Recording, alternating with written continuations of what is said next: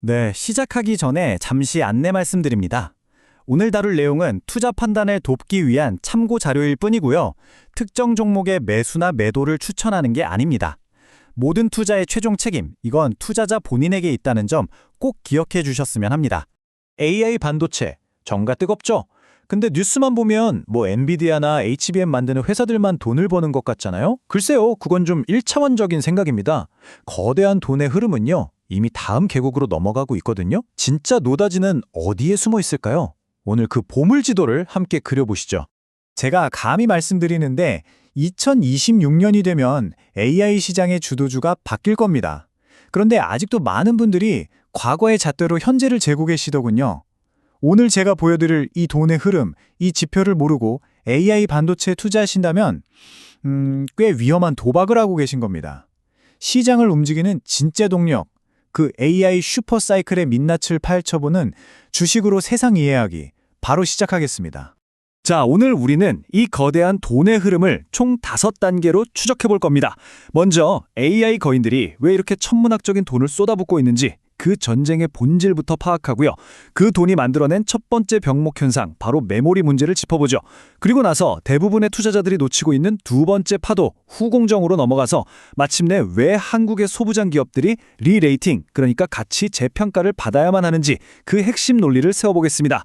마지막엔 제 20년 경험을 녹여낸 실전 포트폴리오 팁까지 전부 풀어드릴게요. 자, 그럼 출발해볼까요?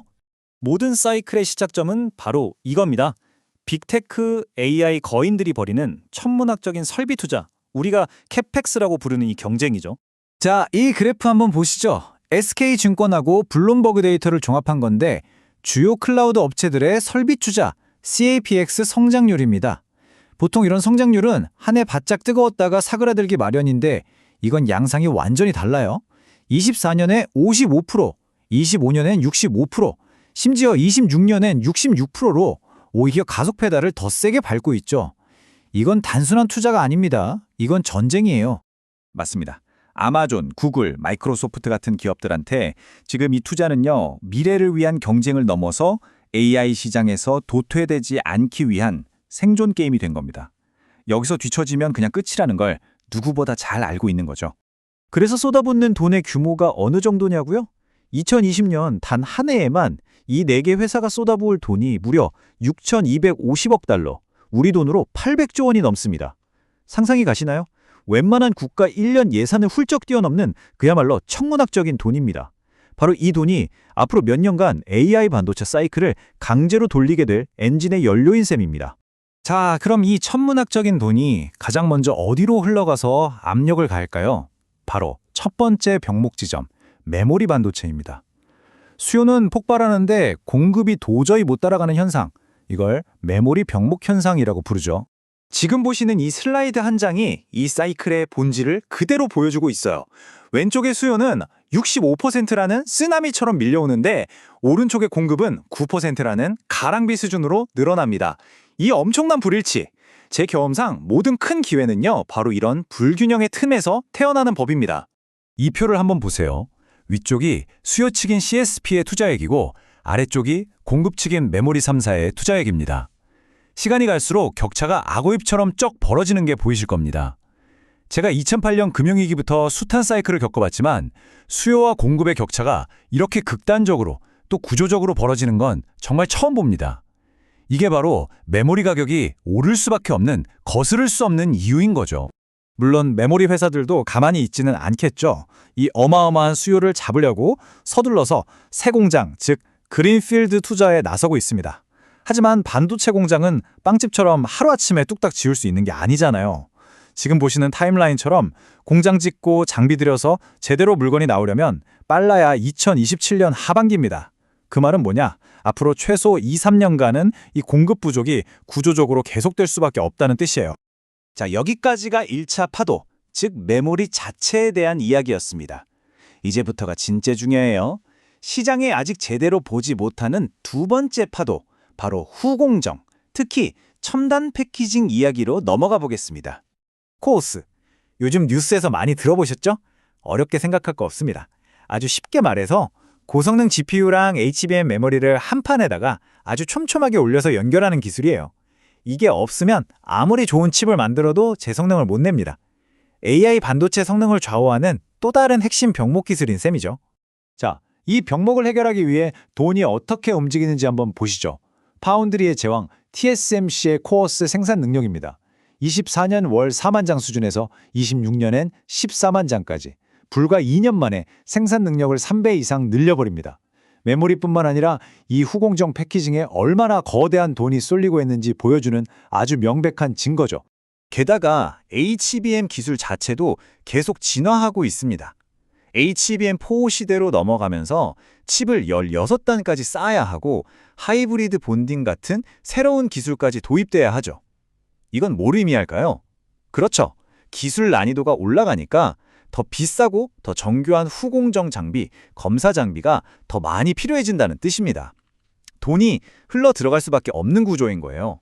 자, 이제 모든 조각이 맞춰졌습니다. 거대한 캐펙스 투자, 메모리 병목, 그리고 후공정 기술의 진화. 이 세 가지 흐름이 만나는 지점에 바로 오늘 분석의 하이라이트, 한국의 소재, 부품, 장비, 즉 소부장 기업들의 가치 재평가, 리레이팅이 있습니다. SK증권 리포트의 이 문장이 오늘 분석의 핵심을 정확히 꿰뚫고 있습니다.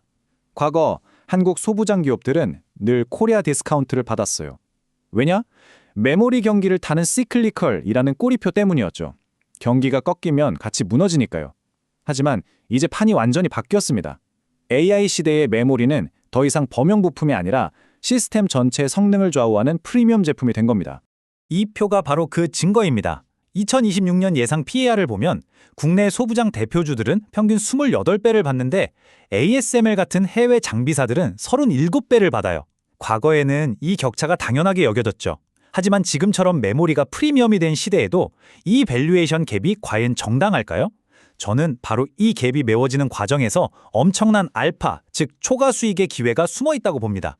그럼 소부장 안에서도 어디를 먼저 봐야 할까요? 돈이 흐르는 순서가 있습니다. HBM과 첨단 패키징 투자에 직접적으로 돈이 꽂히는 후공정 장비가 가장 먼저 반응할 거고요. 27년 이후 본격적인 공장 증설이 시작되면 전공정 장비 기업들의 실적이 폭발적으로 늘어나겠죠. 그리고 공장이 돌아가기 시작하면 소재, 부품 기업들이 꾸준한 실적을 내주게 될 겁니다. 자, 지금까지 무엇을 그리고 왜 사야 하는지에 대해 이야기했다면 이제 가장 중요한 어떻게 투자할 것인지에 대한 이야기로 넘어가겠습니다. 좋은 분석도 실행이 잘못되면 아무 소용이 없으니까요. 제 20년 경험상 이런 대세 상승장에서도 돈을 잃는 분들은 딱 한 가지, 리스크 관리를 못하기 때문입니다. 그래서 제가 철칙처럼 지키는 원칙 3가지만 말씀드릴게요. 첫째, 절대 불타는 주식에 추격 매수하지 않습니다. 주가가 볼린저 밴드 상단을 뚫고 올라가는 건 나 좀 사주세요가 아니라 위험 신호입니다. 그럴 땐 한 템포 쉬고 눌린 목에서 분할로 담는 게 현명하죠. 둘째, 사기 전에 팔 계획부터 세웁니다. 저는 기계적으로 마이너스 15%를 손절 라인으로 잡아요. 감정에 섞이는 순간 그 투자는 망한 겁니다. 마지막으로 비중 조절. 시장이 뜨거울 땐 용감하게 주도주 비중을 늘리되 과열 신호가 보이면 미련 없이 현금 비중을 늘려야 합니다. 진짜 기회는 항상 폭락의 잿더미 속에서 피어나는 법이니까요. 그래서 현재 시점에 대한 제 스탠스는 명확합니다. 분할 매수를 통한 공격적인 비중 확대입니다. 아직 사이클의 초입이고 돈의 흐름은 이제 막 시작됐으니까요. 특히 오늘 분석의 핵심이었던 후공정, 그리고 프리미엄을 받을 자격이 있는 소부장 선도 기업에 집중해야 할 때입니다. 자, 오늘 긴 이야기의 결론입니다. 돈의 흐름은 이미 시작됐습니다. 제가 오늘 보여드린 2차, 3차 파도를 미리 준비하고 올라탈 것인지 아니면 남들이 다 아는 1차 파도의 꼭대기에서 허우적거릴 것인지 그 선택은 여러분의 몫입니다. 결국 주식시장은 예측의 영역이 아니라 대응의 영역입니다. 변화하는 데이터를 읽고 시나리오를 세우고 끝까지 살아남는 것. 그게 이 게임의 전부죠. 오늘 내용이 여러분의 투자 프레임워크를 한 단계 업그레이드 하는데 도움이 되었길 바랍니다. 구독과 좋아요는 이 채널을 유지하는 큰 힘이 됩니다. 주식으로 세상 이해하기였습니다. 감사합니다.